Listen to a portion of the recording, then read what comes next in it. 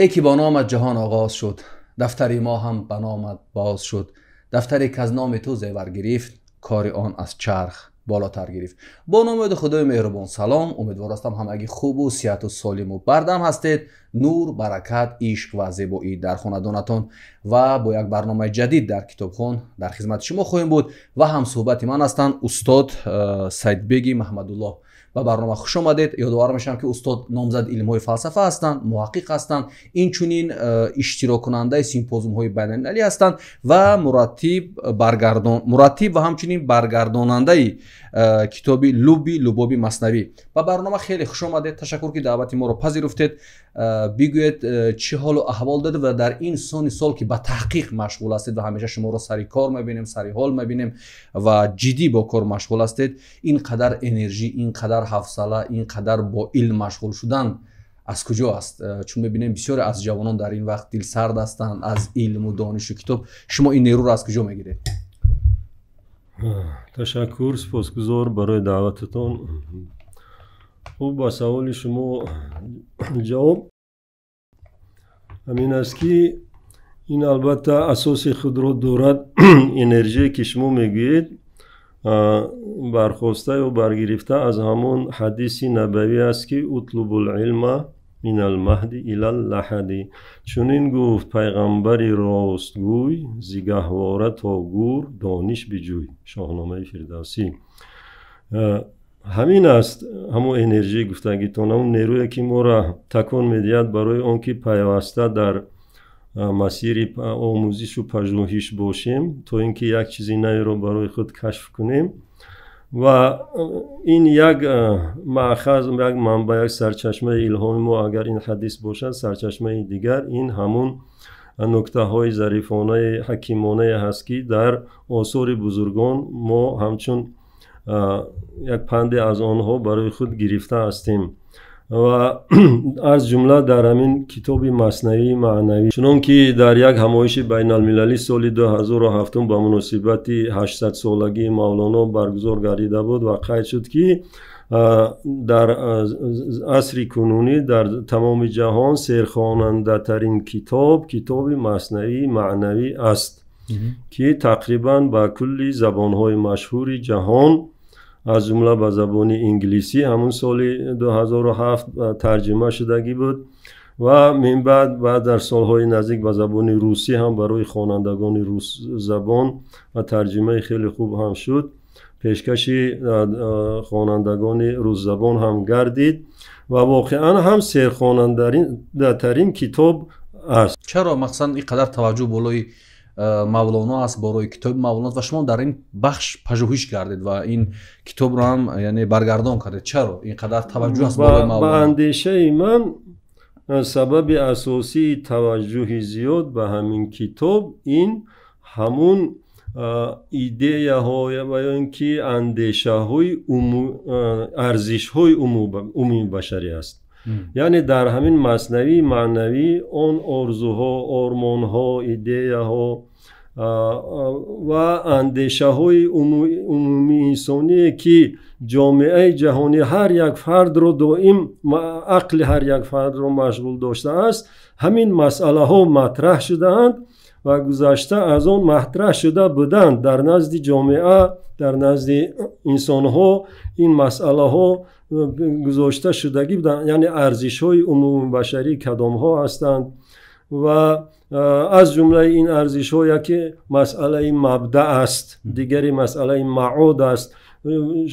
از جمله برگرفته از همون فیلسوفان یونان قدیم، از جمله ارسطو که مسئله اساسی کتاب فوندامنتالی فلسفی اش که به زبان روسی با نام متافیزیکا ترجمه شده دسترسی روز زبان ها گردید یا روز زبان خوان ها گردید. مسئله اساسی که از همون دوره جهانی انتیقه که پیش از این ما حالا ایران باستان، ایرانی بزرگ یک طرف میگذاریم و همون دوره که یونانی باستان رو اکنون در دیدی اروپایی ها جهانی قدیم ترین است.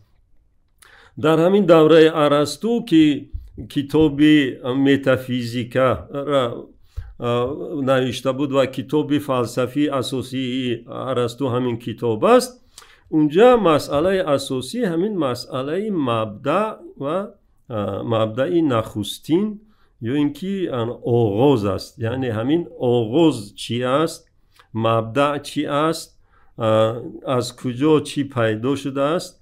همین مسئله را ارسطو در سراسر کتاب متافیزیک خود گذاشته و کوشش حل کردن نموده است و همین کتابش رو فلسفه نخستین نام نهاده است. وقتی که متفکران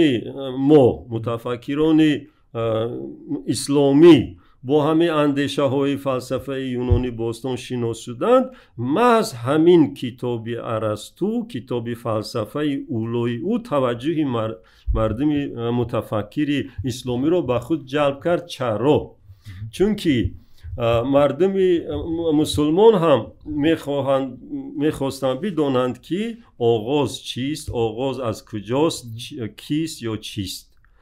و متفکری اگر که ارسطو را فیلسوف نخستین گویند، فارابی را در جهان اسلام و عموما در جهان فلسفه فیلسوف دوم میگویند، چون که وی همین آثار ارسطو را گرفته شرح داد و تفسیر کرد. معلم ثانی هم مشهور است، معلم ثانی با همین لقب مشهور است. همین بعد از او بعد فارابی ابن سینا هم از ابتدا توجه به همین کتابی وای کرد، ما بعد الطبیعه، یعنی точно за природой, метафизика, معنای تحت لفظی متافیزیکا точно за природой, ما بعد الطبیعه. همین ما بعد الطبیعه را میگه که من 40 بار خوندم، نفهمیدم، اغراض صاحب کتاب نفهمیدم، مایوس شدم، حتی همین کتاب برای من اذیت شده بود. بعد روزی در بازار میگشتم که یک نفر مرا دید و گفت که بیا همین کتاب بخر، صاحبش به پول محتاج است. من گفتم این کتاب به من ضرور لازم نیست. گفت که خیر صاحبش به پول نیاز دارد. خوب کتاب را گرفتم آوردم خوندم، دیدم که شرحی فارابی به همین ما بعد الطبیعه است و خونده اغراضی یا که غرضهای مقصدهای ارسطو را در این کتاب فهمیدم. یعنی بعد شرح فارابی و یکی از کتابهای خیلی معتبر فلسفی ابن سینا هم همین الهیات است. همون الهیات خوب ارسطو هم همین کتاب خودش رو الهیات هم نام کردگی، بожественная наука میگن در ترجمه روسیش، божественная наука، первая философия. و همین نام رو ابن سینا هم قبول کرد.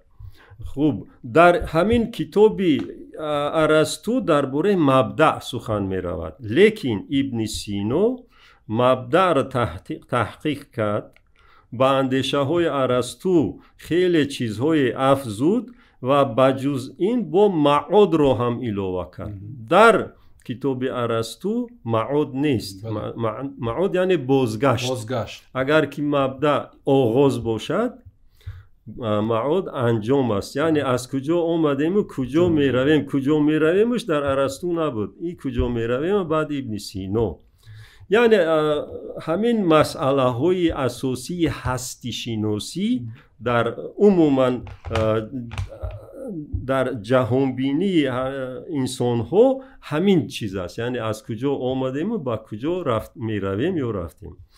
همین مسئله هست که دقت بشر رو همین چیز به خود جلب کرده است و انا همین مسئله هم یکی از موضوعهای محوری مثنوی معنوی است. به فکر من همین سبب است که مردم توجه زیاد به کتاب مثنوی از همین دیدگاه کرده ایستادند، چون که در اینجا مسئله هم مبدأ و هم معاد خیلی باریز است و مولوی خصوصا بازگشت بسیار خوب جلوه داده است. بازگشتی چی یعنی؟ بازگشتی انسان ها. انسان چی است؟ میگه تو همین تو یک گوشت و پوست خالی نیستی، با تو روح هم هستی. همین دو چیز است. خب گوشت و پوست تن فاسد می شود، از بین می رود، فنا می پذیرد، با خاک می شود، لیکن روح جاوید می ماند. همین جاویدانی روح یک مسئله اساسی که دقت جهانیان رو به خود می کشد به همین کتاب.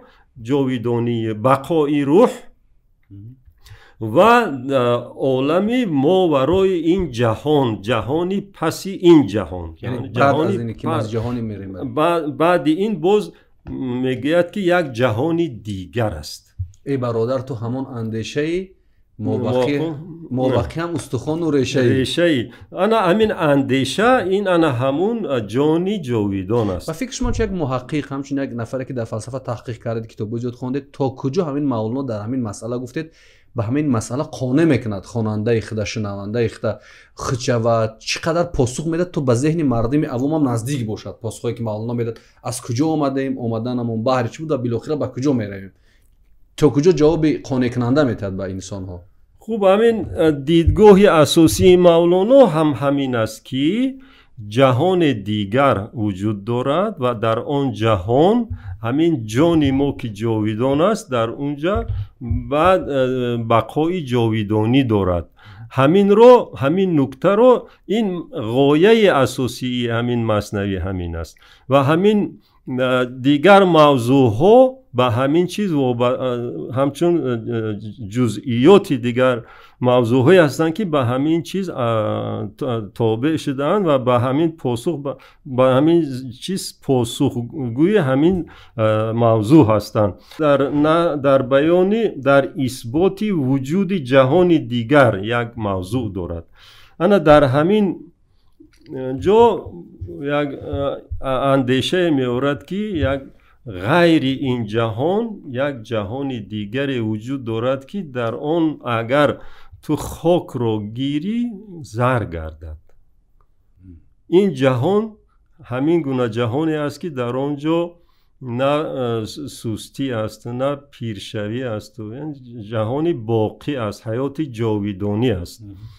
و در آنجا البته تصوراتی ما درباره اون جهانی که مولوی در اینجا تصویر میکند از آن دیدگاه های معمولی تفاوت دارد، چون که این جهان دیدگاه مولوی دیدگاه عرفانی است.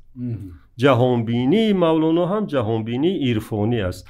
عرفان باز یک چیزی که مردم متمدن رو جلب کرده است، از همین توجه مردم دیگر مردم غرب رو به عالم اسلام، به اندیشه های اسلامی جلب کرده است. انا همین عرفان اسلامی است.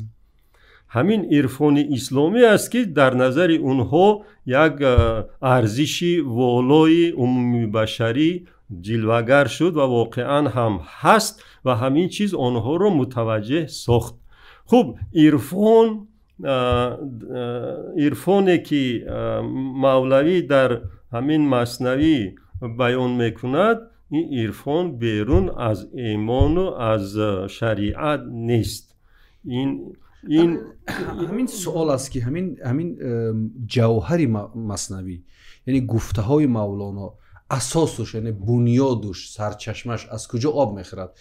امروز بسیارا میگن اون طوری که غربی که مولانا با ما نشان میده که مولانا که معرفی میکند جدا از باورهاش است. بسیارا به این باور هستند که گویا مولانا یک دینی جدید بود، یک افکاری جدید بود، یک اندیشه جدید بود. فکر شما در این موضوع چی است که اون اساسش، منبعش از کجا است همین مثنوی را؟ خب از روزگار مولانا ما میدونیم که مولانا جلال‌الدین بلخی شاگردی سعدالدین قونوی بودند و حتی سعدالدین قونوی مادر مولانا رو به همسری گرفته بودند، یعنی پدر اندر مولانا محسوب میگردیدند و در تربیه سعدالدین قونوی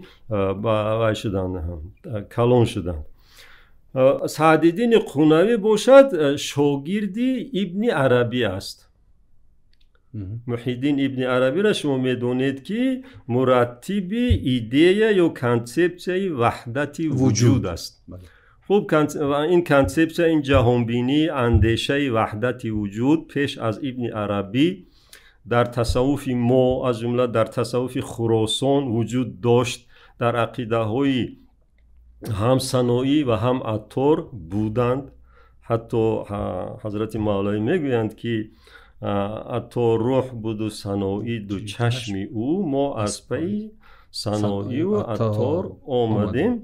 این همین درست است، یعنی همون اندیشه های وحدتی وجودی که در آثاری هم سنایی و هم عطار وجود داشت، همین چیزها تأثیر رساندند به مولوی و مولانا، حضرت مولانا و اندیشه های و آثار ابن عربی و همون کانسپت وحدتی وجود.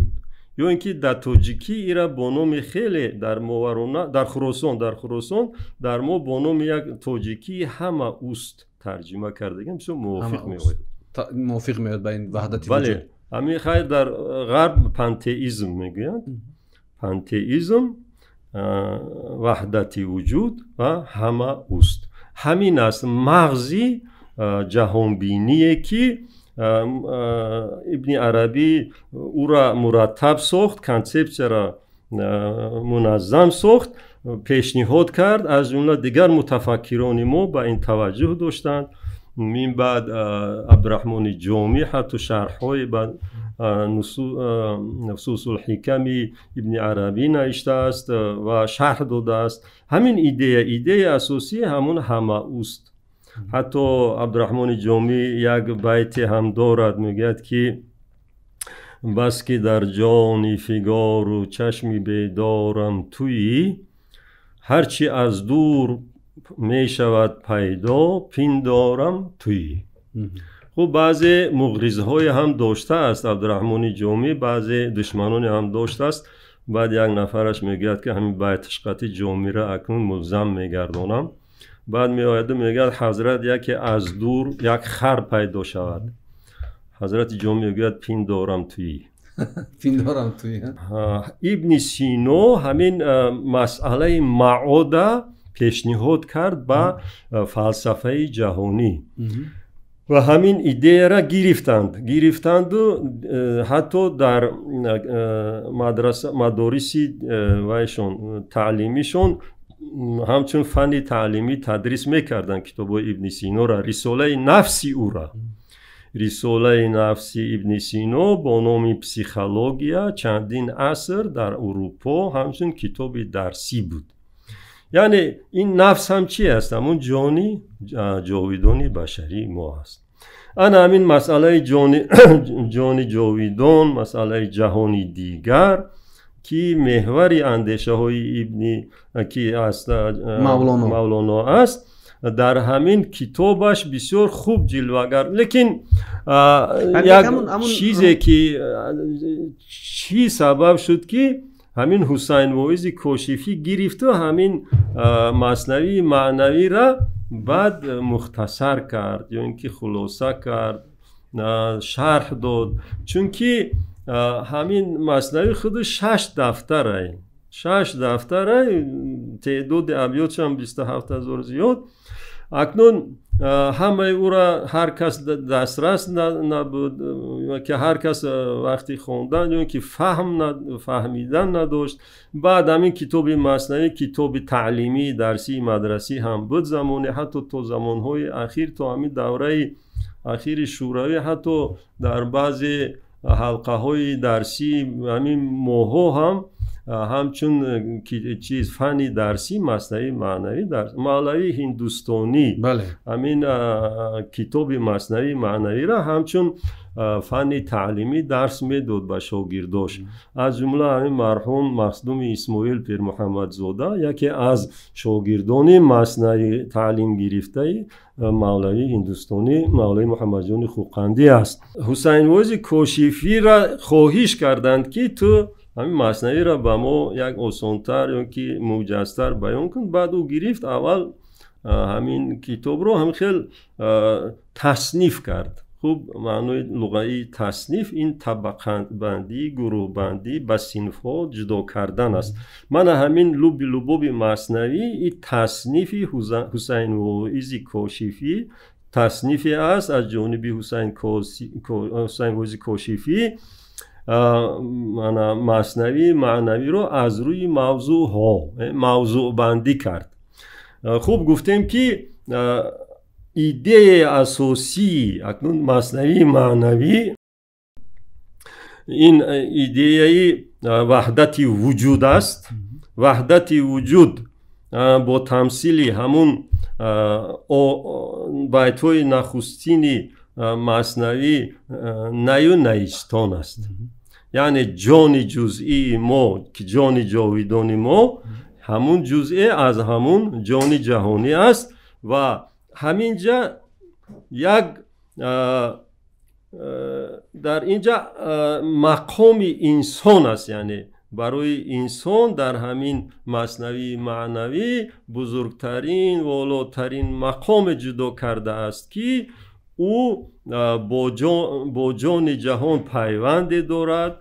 او از همین جان جهان جدا شده است، در فراق افتاده است و باز باید بکوشد که به همون اصل بپیوندد، یعنی وصل شود. فصل شده است و باز باید که وصل شود.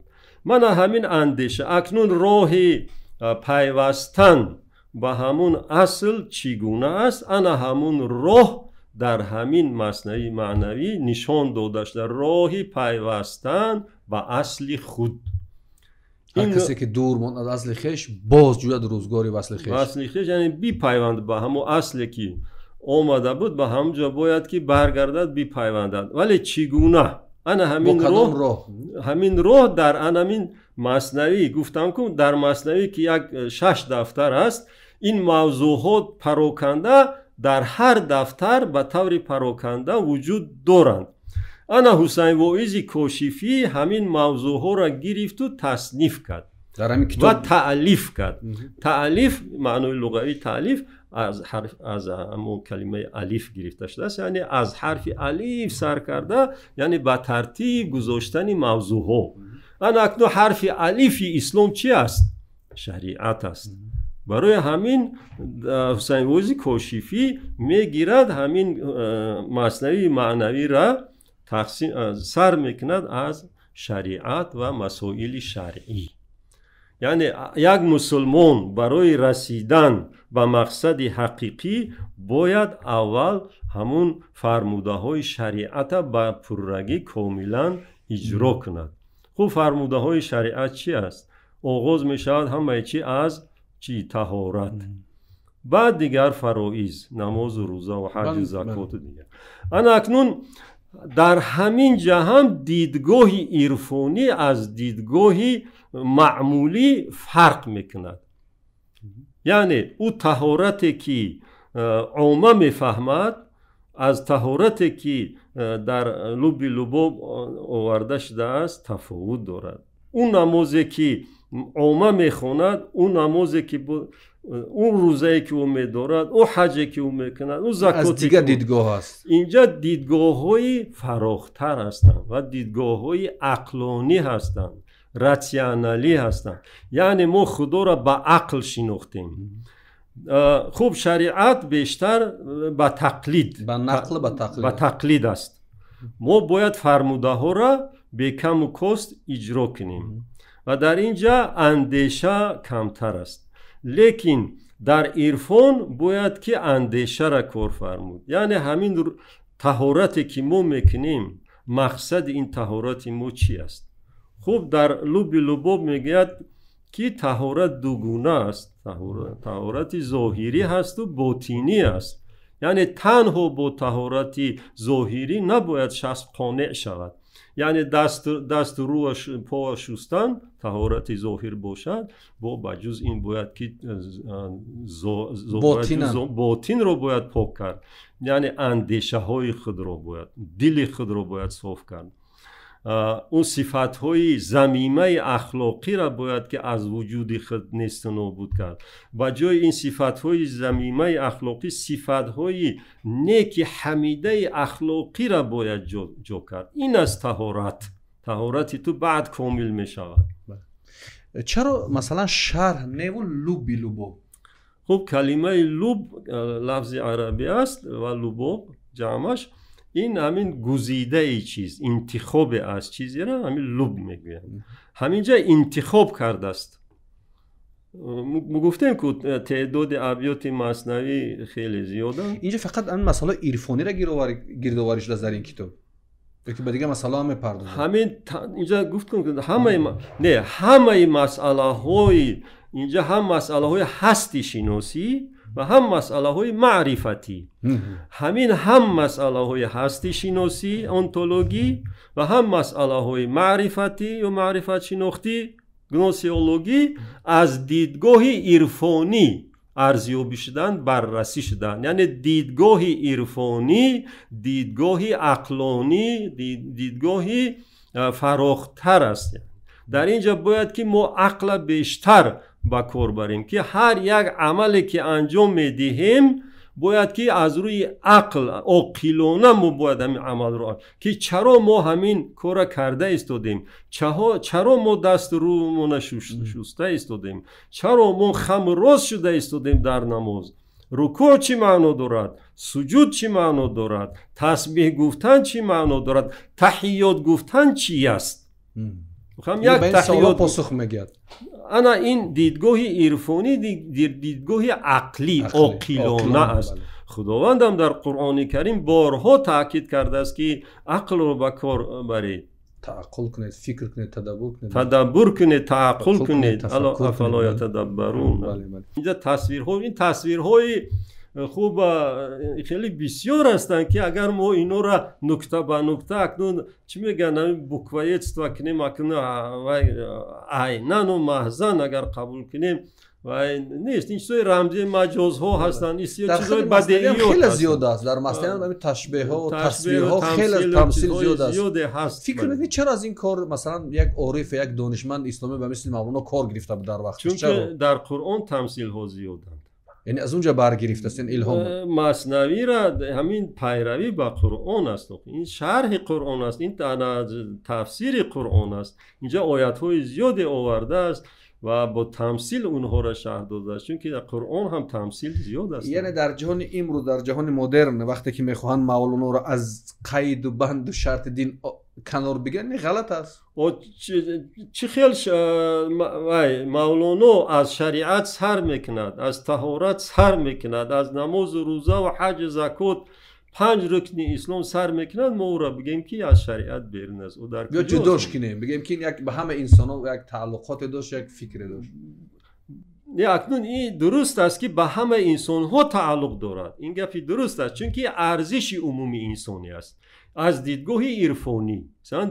من همچون یک مسلمان، من همین ارزش انسانی را، عمومی بشری را از دید خود همین خیلی میفهمم هستیم.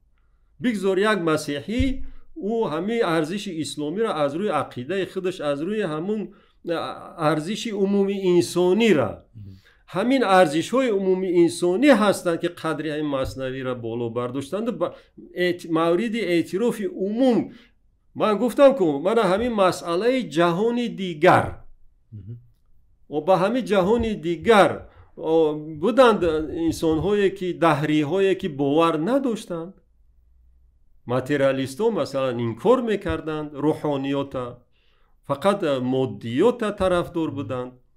لیکن اکنون انسان امروزه دید که نه، بغیر از مادیات معنویات نیز هم مقام والا داشته است. و وقتی که با اندیشه های مولانا آشنا شدند و دیدند که همین اندیشه های والای انسانی در مثنوی است و چسبیدن به همین کتاب. گفتم ما یافتیم اون چیزی را که گم کرده بودیم یا اینکه میکفتیم. انا همین گم کرده های خودشون اونها پیدا کردند در همین اندیشه های جاویدانی خود رو. یعنی انسان همین یک گوشت و پوست و استخوان نیست. گفتیم انسان باز روح دارد که او جاوید است، روح جاویدان است و همون تصویر بهشت هم در همین مصنوی از اون تصویر معمولی بهشت تفاوت دارد. ما نمیگیم که این اختلاف دارد، نه، این اندیشه عرفانی عمیق‌تر است. در جهان امروز که به شدت مادیگرا هست، از پس مادیات میراد و شما گفتید که جهان امروز انمون برای جهان دیگر که وقتی یافت از مولانا به دنبال همین رفت و نظرها مختلف هستند. همین مولانا بین مادیات و بین روحانیت و بین روح و بین جسم و بین مادیات چگونه توازن رو با وجود آورده است که بسیار عاشق این افکار شدن، عاشق این اندیشه شدن. مادیاتی که در عرفان، همین مادیات باعثی به دست آوردن همون لذت‌های خوشی‌های جهانی دیگر، انا همون عمل‌های هستند که ما در این دنیا انجام می‌دهیم. تو یک دم غافل مباش، اندرین راه می تراش و می خراش. تو یک دم غافل مباش، دوست دارد دوست این آشفتگی، کوششی بیهوده به از خفتگی. ما باید که تمام سعی و کوشش های این جهانی امون رو به خاطری همون جهانی دیگر کنیم. یعنی هر کاری که ما در این جهان میکنیم باید از عاقبت آن در جهانی پسین اندیشه کنیم که من همین عملی که من امروز کردم عمل خیر است یا شر، کاری نیک است یا بد، مفید است یا مضر یا ضرر آور، همین در عاقبت من برای همه این عملهایم، برای همه این رفتارهایم، گفتارهایم فردا جواب میدهم. و همین این اندیشه هست در همینجا که همین اندیشه های من، همین عملهای من، همین رفتار و گفتارهای من فردا در جهانی دیگر متجسم میشوند، یعنی تجسم میشن، جسم پیدا میکنند. عملهای ما، رفتارهای ما، گفتارهای ما همش باید که با نظر داشتی همین عاقبت، مسئول بودن، جوابگر بودن، جواب داشتن در جهانی پسین است. یعنی این کتاب ها، یعنی اندیشه های مولانا و اونهایی که به این کتاب مولانا شرح دادن انسان را از پیشرفت، از ترقی در جهان مادی من نمیکند، برعکس هدایت میکند انسان را که انسان کارهای نیک انجام بدهد، چیزهای نو آفریند، به جامعه یک فایده آورد، یک به جامعه سود بیارد که پاداش همین عملهای خودش رو در آخرت ببیند. و برای عمل نیک کردن، برای یک کاری خیر، گفتاری خیر، باید که ما اول اخلاق خود رو پاک سازیم. همین پاکیزه ساختن اخلاق اینجا چقدر صفات‌های اخلاقی آورده شدگیان، صفات‌های ضد اخلاقی، ضد نقیض اخلاقی آورده است. یکی صفت زشت است، دیگر صفت خوب. صفت زشت را باید که از وجود خود دور کرد، صفت نیک را به جای آن جا کرد. همین خیلی اندیشه ها، مثلا صدق و کذب، صدق راستی، کذب دروغ. یعنی ما باید کذب رو، دروغگویی رو از وجود خود دور کنیم، به جای او صدق رو جا کنیم. همین کتاب حلم، مثلا غضب، قهر و غضب و حلم، ما باید بردبار باشیم، ما باید صبور باشیم، ما باید غضب رو، ما باید نفرت رو، حسد رو، همین صفات‌های ذمیمه اخلاقی رو در همینجا فقط همین باب نهر سیومش همش تشویق و ترغیب صفات‌های نیک اخلاقی و زدودن هر گونه صفات‌های ذمیمه نکوهیده اخلاقی است. یک باب آخر، همین سه باب باشد، اگر یک بابش همش تبلیغ و تشویق صفات‌های نیک حمیده انسانی عمومی بشری است که اگر شما همین صفات‌ها رو به خودتون کسب کنید، شما یک انسانی کامل هستید. مقصد هم همین رسیدن به درجه کمال است. انسان کامل باید شد. انسان کامل تنها از همین راه میتواند شود. یعنی زدودن صفات‌های ضمیمه اخلاقی و اکتسابی کسب کردن صفات‌های نیک و حمیده اخلاقی و جوانان ما من باوری دارم که اگر که همین صفات‌های نیک و حمیده اخلاقی را که در همین کتاب تشویق شده است آموزند از خوب کنند بهترین انسان‌ها میشوند، انسان‌های کامل میشوند، انسان‌های میشوند که در تمام جهان اونا را همچون یک افرادهای بزرگی شخصیت بزرگ اعتراف خواهند کرد.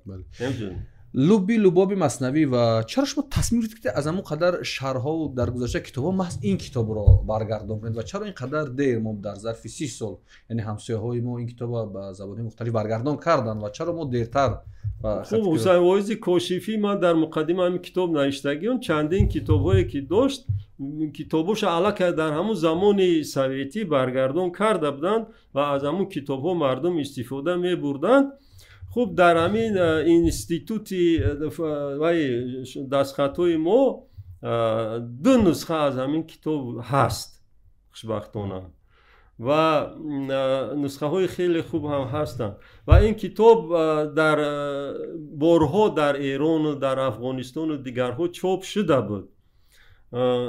خوب اکنون من که با مولانا یعقوب چرخی با حیات و اندیشه های جهانبینی مولانا یعقوب چرخی یکی از شخصیت های فرزانه ما که در کنار دوشنبه خوابیده است، مرقدش در همین وای است گوشه شهر دوشنبه شاه منصور، با جهانبینی مولانا یعقوب چرخی آشنا شدم و وقتی هنگام تحقیق آثار او دیدم که مولانا یعقوب چرخی عاشق مولانا بوده است، عاشق مثنوی بوده است. حتی او یک با نام نینامه یا رساله نوعیه یک کتابچه هم نوشته بوده است. در همونجا کتاب همین دیباچه مثنوی را و چند داستان اولی دفتر اولی مثنوی را شرحی عرفانی داده است و در دیگر آثار خودش هم ابیات زیادی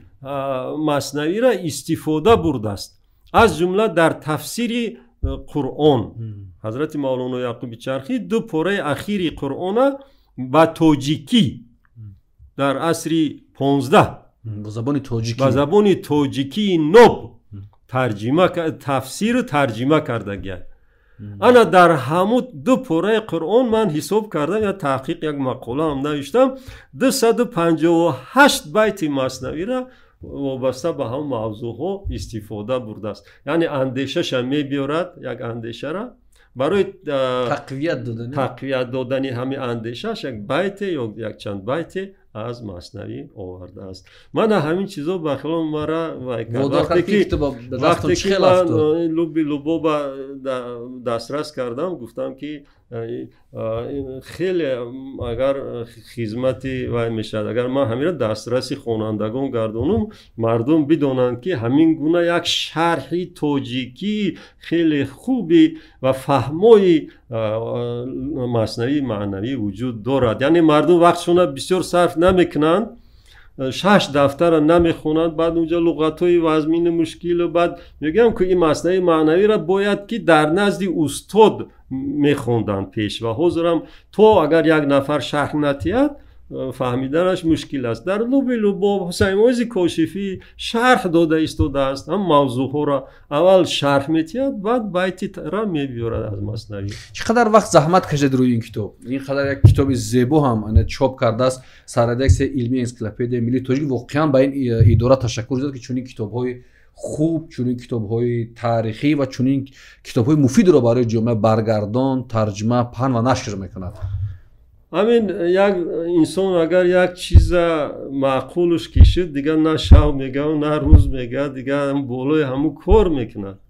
خب من یک پیشنویس کردم بعد دیدم که کلمه مشکل فهم دارد، بعد برای کلمه مشکل فهم یک لغت ساختم. همین لغت در اخیر کتابم جا دادیم تا اینکه خواننده دیگر لغت را نکوبد، چی کلمه دشواری که باشد در قفای همین کتاب هست از همونجا پیدا کردم و خودم که مدت زیادی هم نگذشت و فقط مسئله های هم تکنیکی بعد اینجا همین مسئله کمتر زمانی را شاید که گرفته باشه. ما یک چیز فهمیدیم که این کتاب سال 2013 شما مدت کردیم ولی سال 2023 نشر شد. چرا فکر میکنید بعد 10 سال یعنی نشر شد بعد از آماده کردن؟ اگه هر یک چیز یک حکمت دارد.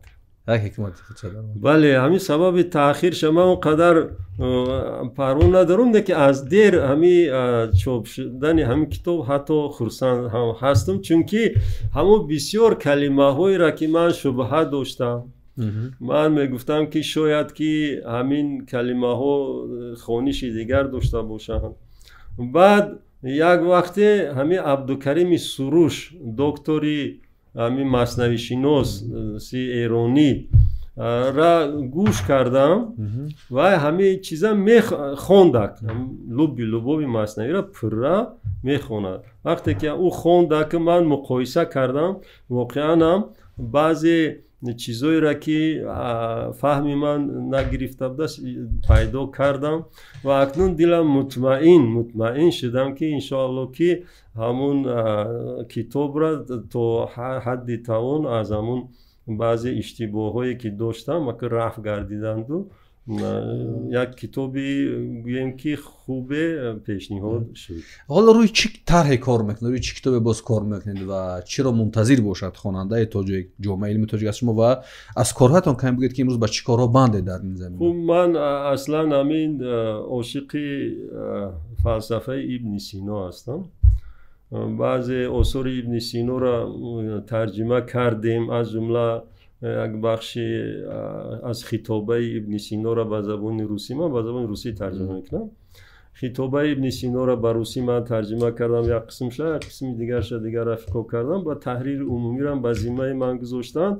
همین کتاب رساله خطابه ارسطو ابن سینا به زبان روسی در ترجمه ما گیم چاپ شد دسترس خواننده روز زبان گردید و بعضی از دیگر قسمت های دیگر آثار ابن سینا را ترجمه کردیم. الحال من با ترجمه کتاب الهیات ابن سینا مشغول هستم به زبان روسی. میخواهم که همین خواننده روس زبان با همین کتاب الهیات این همون متافیزیک ارسطو در پیروی متافیزیک ارسطو ابن سینا الهیات نوشت و این الهیاتی که ابن سینا نوشت از متافیزیک ارسطو خیلی مکمل تر است. در اونجا با خیلی بابهای زیاد علاوه شده است. اگر خداوند نصیب کرده باشد قوت داشته دهد کوشش میکنم که همین کتاب دسترسی مردمی روز زبان گردم. در این کاری دشوار در این کاری مشکل برای شما برار میخوایم و چون از مثنوی گفتیم از مولانا گفتیم در آخر برنامه همچون یک نفره که عمرتون با کتاب گذشت با برگردانی کتاب گذشت با تهیه کتاب گذشت و با علم مشغولت بگید که در همین عصر که امسال هم یونسکو سال مولانا اعلان کرد بزرگداشت مولانا اعلان کرد یک جوانی تاجیک جامعه تاجیک از این مولانا چی را باید بگیرد و با او چگونه عمل کند و چگونه بخواند و یک پیامتون با برنامه کتابخوان سپس صحبت را به انجام برسانید. خب ما همین چیزا واقعا هم میدونیم که یک مدت معین هستیم. همین مدت معین ما چی کار را کردیم و چی کار را نکردیم. در من حاضر مثلا وقتی که انسان به یک سن معین رسید باید که افسوس نخورد که برای چی من فلان کار رو نکردم. من خوشبختم که مثنوی معنوی را خوندم. من خوشبختم که با شرح مثنوی را خوندم و گمان میکنم که همین نفری که مثنوی معنوی را نخونده باشد یا که شرح او را نخونده باشد او در اخیر بعد احساسی همین حسوس میخورد که همین انسان افسوس میخورد که پشیمان هم میشود. برای همین جوانو را میگم که حتما کوشش کنید همین آثار بزرگامون کو حتما همه آثار بزرگان که بخصوص همین مثنوی معنوی را بخونه یک بار اقلا بخونه شما تو اینکه در اخیر بعد پشیمان نشوید.